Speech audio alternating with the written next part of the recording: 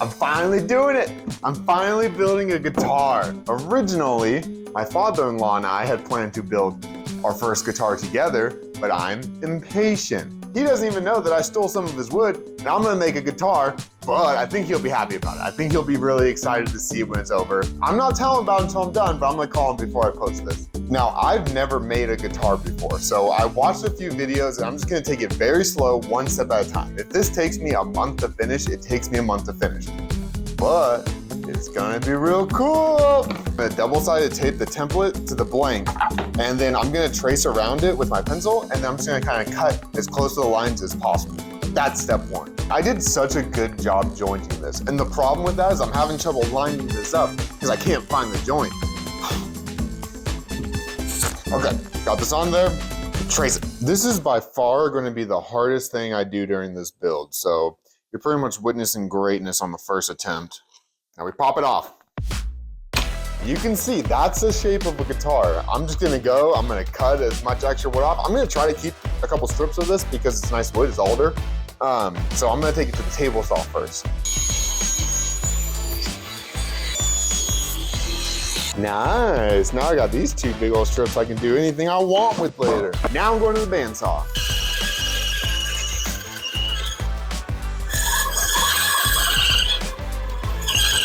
Fresh off the bandsaw, we're going template back on top. Gonna go to the router with a straight flush, whatever, flush trim, straight flush bit. Let's get the shape. The first time I only did 2 pieces of tape, but now since I'm actually using it, I'm gonna be hitting it with the router bit. I'm gonna do more tape, kind of just around the edges. Just lining up the best that I can. It doesn't have to be perfect as long as all the wood that I'm using for the guitar is outside of the template. But at the same time, I got it perfect. Okay, all right.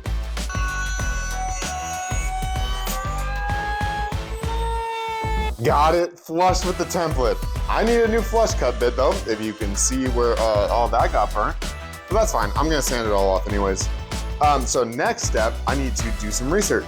I did some research, got overwhelmed. It's been a week, but I got another template and I wrote some numbers down on this template. The next step for me is to rot out all the cavities on the inside, and apparently they need to be specific. They were saying that the neck one needs to be super specific, so I spent a lot of time making this template and I don't think I messed it up. We're gonna find out. But these two need to be 11/16 of an inch. This one needs to be 7/8 of an inch, and this one's 1.5 inches deep. I'm gonna go slow. I'm gonna measure between each one. I need to remember that the template is 3/4 of an inch, so I need to take that into account too. I can't just set this to 11/16 of an inch and be good. It won't even touch the bottom. I'm just gonna send it.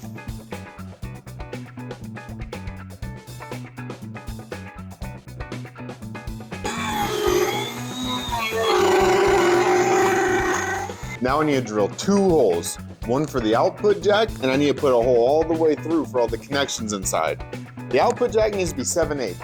This, I'm pretty sure just needs to be a hole. Everywhere I looked up, no one really had a measurement. So I'm just gonna do a hole all the way up here and a hole down here. Taking my 7/8 inch bit, I'm gonna go down about 1 inch, and then I'm gonna come through with my long drill I just bought, and I'm gonna finish the hole up, and I'm gonna use this to do these holes too.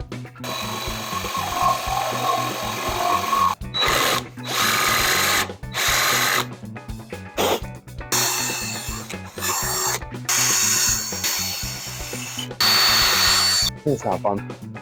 Look at that. We got holes. There you go. We got holes. Crazy. Now for the fun part.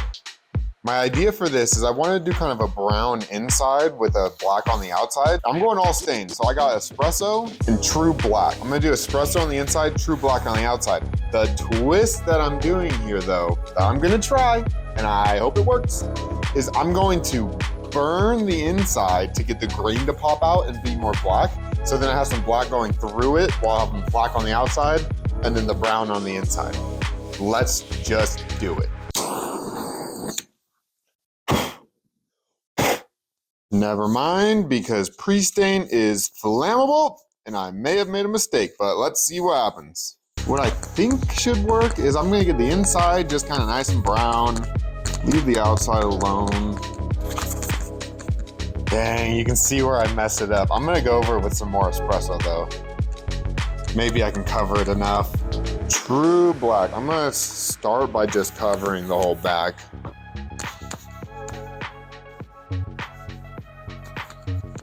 Now I'm gonna try to start fading it into the middle. I'm gonna start off by just kind of going around like this. Oh, I can see the vision. I see it coming. Okay, now I'm gonna start going up a little bit. I'm gonna get a clean rag. Oh, okay, I see. So I'm gonna follow in and just kind of go in circles because I think that's blending it a bit more. Find a dry spot and see if I can kind of blend a little bit more. Okay, now I'm gonna take a 400 grit sandpaper. I'm just gonna finally go over the top and see what happens. I'm gonna let this sit for a few hours and I'm gonna come back and do another coat. Overall, I'm pretty happy with how this is turning out. The color didn't quite pop as much as I thought, but I have an idea to fix that. I'm gonna do a custom pick guard that I'm gonna do in a lighter brown color that should take over the idea for the original. So I'm gonna go through with some tung oil right now, get it nice and oiled up, let it sit overnight, and then tomorrow I'm gonna come through with some lacquer and I'm gonna get it nice and finished up. Here's a little trick with the finish, especially on end grain I've noticed, it really soaks in there. So just keep putting it on. It's a little bit less every time. Keep putting it on until it stops soaking in immediately. So I want to make my own pick guard just because I think it'd be really cool to have my own like wood pick guard. I have this piece of maple 1/4 inch ply. For reference, the pick guard's going to cover some of the holes down there, and then it's also going to provide a safety for the body. So when I come through with the pick, I hit the pick guard.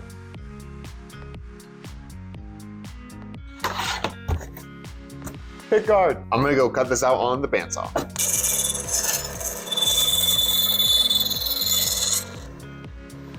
Now I just need to clean up the outside, get this hole cut out, and I have my 1/8 drill bit for this with a little bit of a countersink on it. So let me get that knocked out real quick.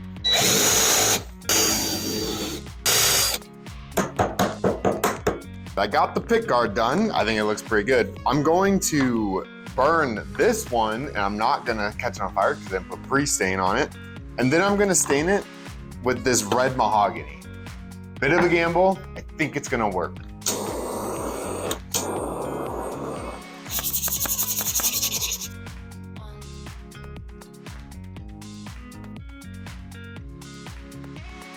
In case you're wondering why I fold it up like this, that way I can just flip it over and then I can get the excess off. All right, we got a pick guard.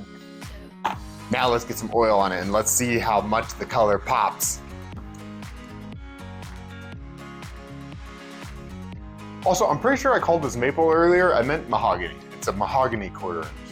Welcome to my temporary guitar finishing station. I'm gonna be using lacquer, this one, and I just wanna keep doing coats. I'm gonna do one coat at a time until it's shiny just the way that I want it. So I'm going nice and slow. It's probably gonna take me all day today. Lacquer till it's shiny.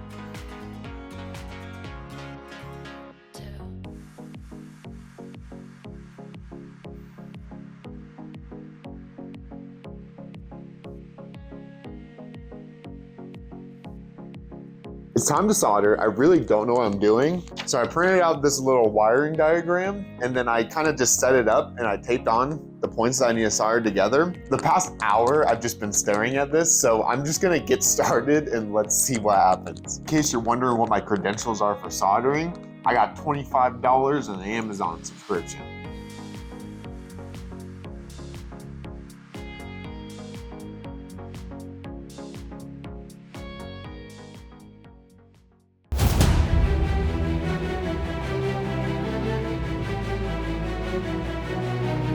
And here it is, my very first guitar. I had quite a few small issues throughout. For example, the pick guard was kind of hanging over, but that was a pretty easy fix.